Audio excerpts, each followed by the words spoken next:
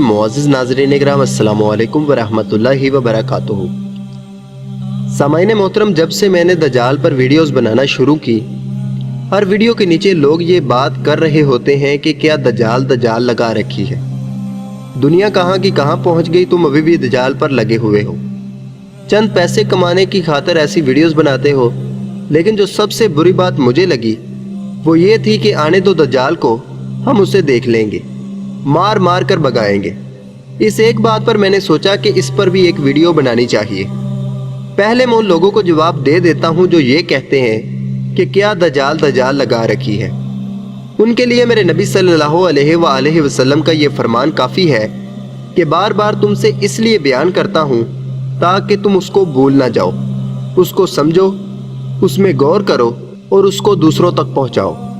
और रही पैसों की बात, तो YouTube ऐसी वीडियोस के 10,000 व्यूज़ पर $1 देता है, जो दूसरी वीडियोस पर मुझे 3 से 4 मिल जाते हैं। लेकिन ऐसी वीडियोस मैं पैसे की खातिर नहीं बनाता, अपने और दूसरों के ईमान को बचाने की कोशिश से बनाता हूँ। अब मैं ज़रा जवाब उन लोगों को दे दूँ जो कहते हैं कि दज्जाल को आने दो, देख लेंगे, मार मार कर भगाएंगे। एक छोटी सी बात समझ लें, आपको बात वाज़ेह तौर पर समझ आ जाएगी। दज्जाल दुनिया में भेजा क्यों जाएगा? कभी सोचा है? सिर्फ इसलिए भेजा जाएगा क्योंकि वो आपका ईमान बर्बाद करेगा।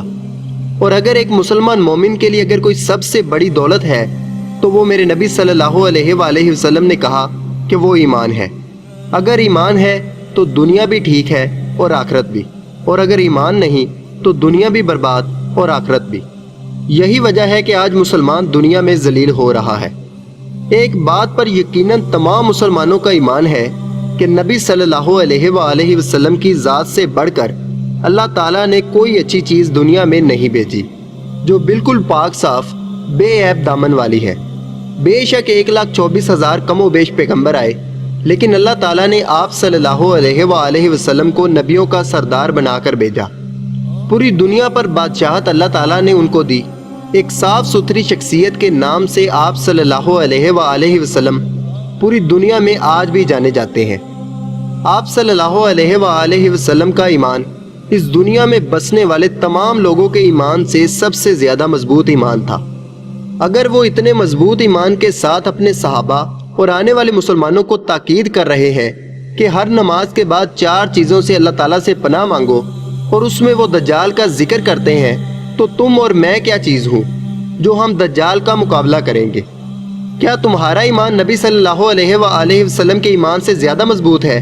बजाय इसके कि तुम अल्लाह ताला से अपने ईमान की हिफाजत मांगो, तुम बड़े फ़ख्र से कहते हो कि हम मारेंगे। क्या तुम अल्लाह के नबी से बढ़ गए हो? यहाँ पर एक बात याद रखिएगा, नबी सल्लल्लाहु अलैहि वसल्लम के आगे दज्जाल की क्या औकात है।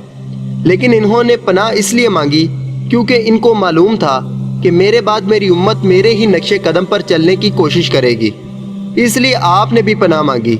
लेकिन हम बड़े फ़ख्र के साथ कहते हैं कि एक बार सामने तो आए, जैसे बहुत बड़ी तैयारी की है। चले मैं आपको बता देता हूँ जो तैयारी मैंने और आपने की हुई है। कलमा पढ़ते हैं हम नबी सल्लल्लाहु अलैहि वसल्लम का, पैरवी करते हैं हम उनकी। उन्होंने कभी ज़िंदगी में झूठ नहीं बोला, हमारे दिन की शुरुआत ही झूठ से होती है। उन्होंने कभी ज़िंदगी में हराम नहीं खाया, हम रोज़ खाते हैं। उन्होंने कभी अपने हमसाये को दुख नहीं दिया, हमारी कोशिश होती है कि हमारा हमसाया सुखी ना रहे।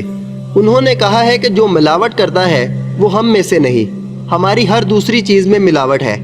उन्होंने कहा है कि जो बच्चों से प्यार और बड़ों की इज्जत नहीं करता वो हम में से नहीं, हम तो बच्चों के साथ ज्यादतियाँ करते हैं, बड़े के मुंह पर थप्पड़ मारते हैं और साथ में नीचा भी दिखाते हैं।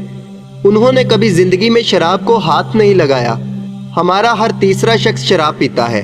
वो कहते हैं कि वालिदैन के सामने ऊंची आवाज में बात ना करो, हम तो ऊंची आवाज में बात करने की बजाय गालियां निकालने तक चले जाते हैं, घरों से ही निकाल देते हैं। और पाकिस्तानियों के लिए शर्म की बात है कि यहाँ पर ओल्ड हाउसेज है एक मुसलमान मुल्क में।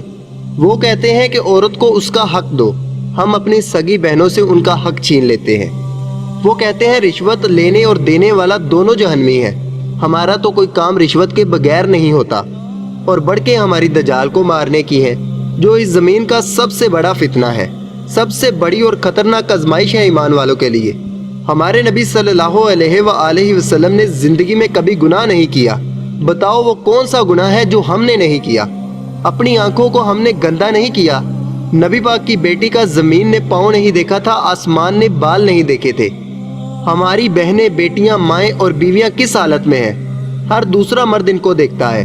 اپنے گھر والوں کو ٹی وی ڈراموں کے گن سے ہم بچا نہیں سکے، دجال سے کیسے بچائیں گے؟ معذرت کے ساتھ ایک بات آپ کو کہنا چاہتا ہوں، جو لوگ گندی فلمیں دیکھتے ہیں یا دیکھتے تھے، کیا انہوں نے بآسانی چھٹکارا پا لیا؟ تو آپ اس سے ہی اندازہ لگا لیں کہ جس نے یہ سارا گند پھیلایا ہو وہ خود اگر آپ کے سامنے آ گیا تو آپ کیا کرو گے؟ نبی صلی اللہ علیہ وآلہ وسلم نے کہا کہ ہر نماز کے بعد دجال کے فتنے سے پناہ مانگو، لیکن ہمیں اس کی ضرورت کیا ہے؟ کیونکہ ہم نے نماز ہی نہیں پڑھنی۔ کیا آپ نے کبھی سوچا ہے کہ آپ کا آدھے سے زیادہ ایمان تو پہلے ہی خارج ہو چکا ہے؟ نماز آپ کو صحیح سے پڑھنی نہیں آتی، 6 کلمے آپ کو نہیں آتے، کپڑا ناپاک ہو جائے تو آپ کو پاک کرنا نہیں آتا، قرآن صحیح سے پڑھنا آپ کو نہیں آتا، وضو غسل کے فرائض آپ کو نہیں آتے، نماز جنازہ آپ کو نہیں آتی، اور کہتے ہیں کہ دجال کا سامنا کریں گے۔ بے شک کریں گے، لیکن اس طرح بڑھ کے مار کر نہیں، بلکہ ایمان مضبوط کر کے، اپنے نبی صلی اللہ علیہ وآلہ وسلم کی سنتوں پر عمل کر کے، اپنے رب سے مدد مانگ کے۔ حضور صلی اللہ علیہ وآلہ وسلم کا فرمان ہے کہ جب تمہیں پتہ چلے کہ دجال آ رہا ہے تو اس جگہ سے بھاگ جانا اور پہاڑوں کو نکل جانا۔ حضرت ابو ہریرہ رضی اللہ تعالیٰ عنہ کہتے ہیں کہ نبی کریم صلی اللہ علیہ وآلہ وسلم نے فرمایا، جب یہ 3 چیزیں ظاہر ہو جائیں تو کسی کا ایمان لانا اسے فائدہ نہ دے گا، اور 3 چیزیں یہ تھی: دجال، دعوت الارض اور سورج کا مغرب سے نکلنا۔